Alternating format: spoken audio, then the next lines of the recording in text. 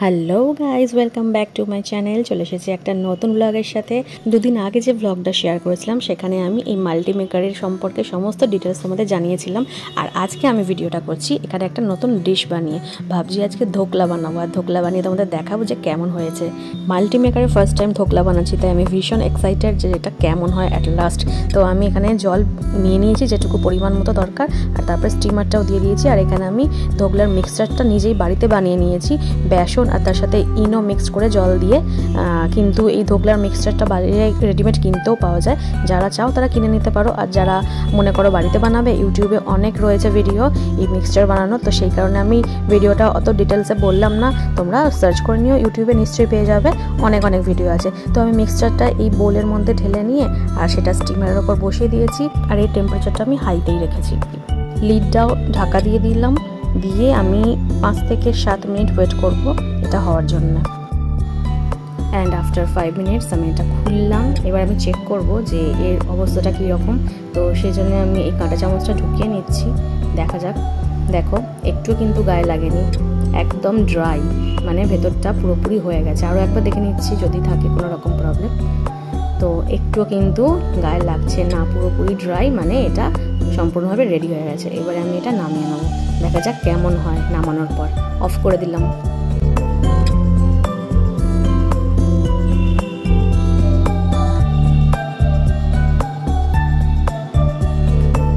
Wow, এত সুন্দর ডিজাইনের ধোকলা তোমরা খেয়েছো কখনো? দেখো কত সুন্দর ডিজাইনের, আর সফটও হয়েছে, হার্ড হয়নি কিন্তু সফটও হয়েছে। হ্যাঁ, বোলের সাইজটা যেহেতু ছোট, তাই আমি বেসনটা অল্প পরিমাণেই দিয়েছিলাম। আরও বেশি পরিমাণ দেওয়া যেত, প্রথমবার করছি তো আইডিয়াটা পাইনি। তো অল্প পরিমাণ দেওয়ার জন্য ধোকলাটা এরকম একটু বেশি মোটা হয়নি আর কি। তো নেক্সট টাইম যখন করবো অনেকটা করে পরিমাণ দেবো, যাতে মোটা সাইজটা হয়। তোমরাও তোমাদের মতো পরিমাণ মতো আর কি সাইজটা করে নিতে পারো, অল্প বেসন দিই বা বেশি বেসন দিই। নেক্সট টাইম তো আমি অবশ্যই আরও মোটা করবো, কারণ অনেকটাই ফাঁকা ছিল বোলটা দেওয়ার পরে। তো দেখো, এটা বেশ ফ্লপি হয়েছে।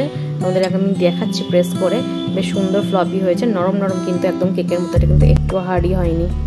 দেখো, দেখলেই বোঝা যাচ্ছে না টেক্সচারটা যে ফ্লপি হয়েছে কেকের মতো। হয়তো দোকানের মতো পারফেক্ট হয়নি, কিন্তু প্রথমবার যেহেতু আমি করলাম মাল্টিমেকারে, তো দারুণ হয়েছে। আর এখানে আমি সিরাপটা বানিয়ে নিলাম চিনির রস দিয়ে, আর তার উপর কারি পাতা আর সর্ষে ফোড়ন দিয়ে সিরাপটা বানিয়ে নিলাম। নিয়ে এর ওপর আমি ছড়িয়ে দিচ্ছি। চলো এবার ট্রাই করা যাক কেমন হয়েছে খেতে।